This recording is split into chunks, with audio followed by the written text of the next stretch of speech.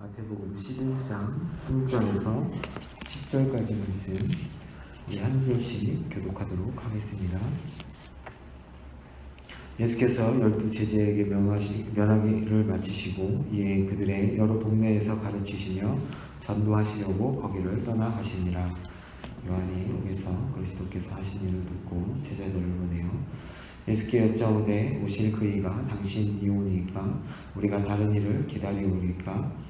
예수께서 대답하여 이르시되 너희가 가서 듣고 보는 것을 물려내게 아니니 맹인이 보며 못 걷는 사람이 걸으며 나병 환자가 깨끗함을 받으며 못 듣는 자가 들으며 죽은 자가 살아나며 가난한 자에게 복음이 전파된다 하라.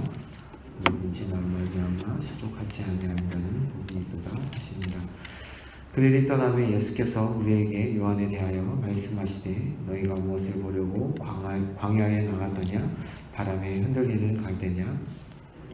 무엇을 보려고 나갔더냐? 부드러운 옷을 입은 사람이냐? 부드러운 옷을 입은 사람들은 왕궁에 이르리라. 그러면 너희가 어찌하여 나갔더냐? 선지자를 보기 위함이었더냐? 옳다. 내가 너희에게 이르노니 선지자보다 더 나은 자니라. 기록된 바 오늘 내 앞에 보내노니 그가 내 길을 내 앞에서 준비하리라 하신 것이 이 사람에 대한 말씀이니라. 아멘. 오늘 말씀은 요한이 제자들을 보내서 예수님께서 질문하시고 답하신 내용이 나옵니다. 1절에서 6절 말씀이 요한이 제자들을 보내서 예수님께 질문을 하고 답하신 내용입니다. 요한이 기다리는 그리스도와 예수님께서 생각하는 그 메시아 그리스도가 다른 것을 오늘 볼 수 있습니다. 다른 말로 하자면 요한이 기다리는 하나님의 나라와 예수님께서 보여주시는 하나님의 나라가 달랐던 것입니다. 요한이 생각했던 그 하나님의 나라는 앞에서 보았던 3장에 보면 종말의 구원과 심판을 한꺼번에 집행하시는 분으로 메시아를 생각했기 때문에 그가 기대한 하늘나라는 악인들이 불로 심판을 받고 의인들이 해방을 경험하는 나라였습니다. 요한은 더 강한 자가 와서 즉시 불과 성령으로 악인들을 심판하고 의인들을 구원할 것을 기대하고 있었습니다. 요한은 이사야서에 나온 61장, 오늘 본문에 나오는 그 본문 내용인데요.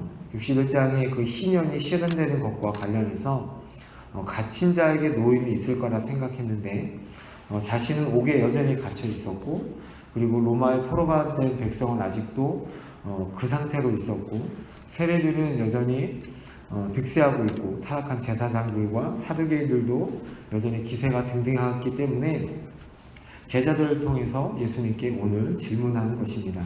오실 그이가 당신입니까? 라고 질문했던 것이죠. 이런 질문에 예수님의 대답은 제자들 너희들이 보고 들은 것들을 요한에게 전달하라 라고 예수님께서 말씀하십니다. 5절에 그렇게 나와 있습니다. 5절은 8장과 9장에 있었던 예수님의 사역을 어떻게 보면 요약한 내용입니다.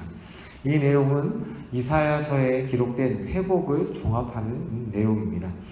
내용이 뭐냐면 맹인이 눈을 뜨고 못 걷는 자가 걷고 못 듣는 자가 듣고 죽었던 자가 살아나는 일, 가난한 자에게 복음이 전파되는 일입니다. 이는 메시아가 심판을 집행할 줄로 예상했던 요한의 기대와는 달리 예수님께서는 회복의 나라를 실현하고 계시다는 것을 보여주는 것입니다. 예수님은 세례 요한을 염두에 두고서 자신 때문에 걸려 넘어지지 않는 자마다 복이 있는 사람이라고 선언하고 계십니다. 예수님께서 설명하신 이 하나님의 복음은 이사야서를 내용으로 하고 있습니다. 이사야서에 말하는 내용은 엄밀히 말하면 희년에 관한 내용입니다. 희년이라는 것은 하나님의 나라의 실현을 보여주는 것인데요. 희년의 핵심은 무엇이냐면 해방과 자유입니다. 이 희년의 복은 예수님께서 이 땅에 오심으로 시작되었고 다시 오실 때 아마 그 극치가 될 것입니다. 우리는 그 희년 안에 사는 사람들입니다. 이 희년의 확장을 위해서 우리는 하나님께 부름을 받았고 이 희년을 실현시키는 곳이 바로 교회인 것입니다.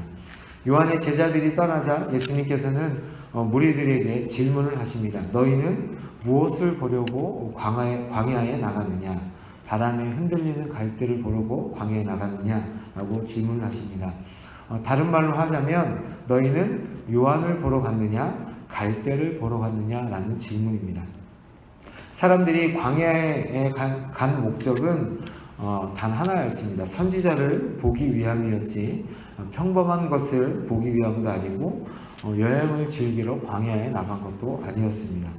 요한이 세례를 주었을 때 많은 사람들이 선지자를 보기 위해 광야로 간 것은 분명합니다. 요한은 선지자입니다. 오랫동안 선지자가 끊어졌었는데 성령께서 요한에게 임하셨고 요한은 종말의 선지자로 활동하였습니다. 예수님께서 요한에 대해서 선지자보다 더 나은 자라고 말씀하신 것은 구원의 역사의 관점에서 요한이 차지하고 있는 아주 특별한 위치 때문에 그렇습니다.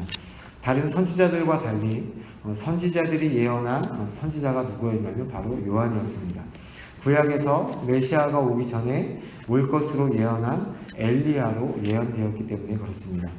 다른 선지자들은 메시아의 시대를 예언했는데 요한은 그 메시아와 동시대를 살면서 직접 대면했다는 점에서 아주 특별합니다. 즉 성취의 시대에 살고 있다는 점에서 다른 선지자들보다 더 크다라고 예수님께서 말씀하신 것입니다. 비록 요한이 메시아의 사역, 하나님의 나라의 실현을 유대적인 관점으로 생각하긴 했으나 그는 다른 선지자들보다 아주 크고 특별했다고 예수님께서 말씀하셨습니다. 사람들은 세례 요한에게 열광했고 그를 보기 위해 광야로 나갔습니다. 하지만 정작 그들이 주목해야 했던 것은 그 선지자 요한이 전한 메시지였고 그가 예비했던 메시아였습니다. 그는 메시아 바로 앞에서 그 길을 준비하기 위해 보냄받은 선지자였기 때문에 그렇습니다. 하지만 이스라엘 백성은 마치 줏대 없는 사람처럼 갈대를 보러 갔거나 부드러운 옷을 입은 사람을 구경하러 나간 사람들처럼 그가 선포한 세례 요한이 선포한 메시아에 대해서는 관심을 가지고 있지 않았습니다. 오늘날 우리도 마찬가지로 세상적인 관심사로 인해서 말씀 앞에 나아갈 때 우리는 그 말씀이 가리키는 예수님과 하나님의 나라를 보는 일에는 관심이 없지는 않은지 한번 생각해 봤으면 좋겠습니다. 예수님께서 말씀하시는 그 하나님의 나라의 모습은 보지 못하는 자가 보는 것이고 나올 수 없는 병이 낫는 곳이고 듣지 못하는 자가 듣는 곳입니다. 죽은 자가 살아나는 곳입니다. 가난한 자에게 복음이 전파되는 곳입니다. 다른 말로 하자면 영적으로 맹인된 자들이 하나님을 보는 곳이요 절대로 인간의 힘으로는 치유될 수 없는 죄의 문제가 해결되는 곳입니다. 하나님의 음성을 들을 수 있는 곳이 바로 그 하나님의 나라고 영적으로 죽은 자들이 살아나는 곳이 바로 그 하나님의 나라입니다. 하나님을 보고픈 가난한 마음이 있는 자에게 기쁜 소식이 전파되는 곳이 바로 그 하나님의 나라입니다. 그렇다면 우리가 기다리는 메시아는 그 그리스도는 어떤 분입니까? 우리가 바라고 있는 그 하나님의 나라는 어떤 나라입니까? 우리는 이미 예수님을 통해서 그 나라 가운데 살고 있습니다. 하나님께서 우리에게 주신 이 말씀을 통하여서 우리 예수 그리스도를 바라보고 하나님을 바라보는 그리고 그렇게 하루를 살아가시는 여러분이 되시기를 예수님의 이름으로 축복합니다. 제가 잠시 기도하겠습니다.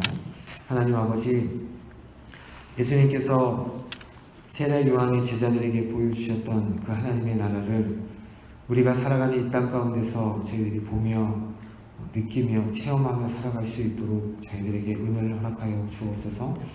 그렇게 하나님의 나라를 살아갈 때 저희들을 통하여서 주변의 많은 사람들이 그 나라를 보고 그 나라를 사모하는 일들이 일어날 수 있도록 주님 은혜를 베풀어 주옵소서. 이 교회를 통하여 그 역사가 나타나도록 주님께서 은혜를 더하여 주옵소서. 그렇게 하실 하나님을 기대하며 살아계신 예수님의 이름으로 기도합니다.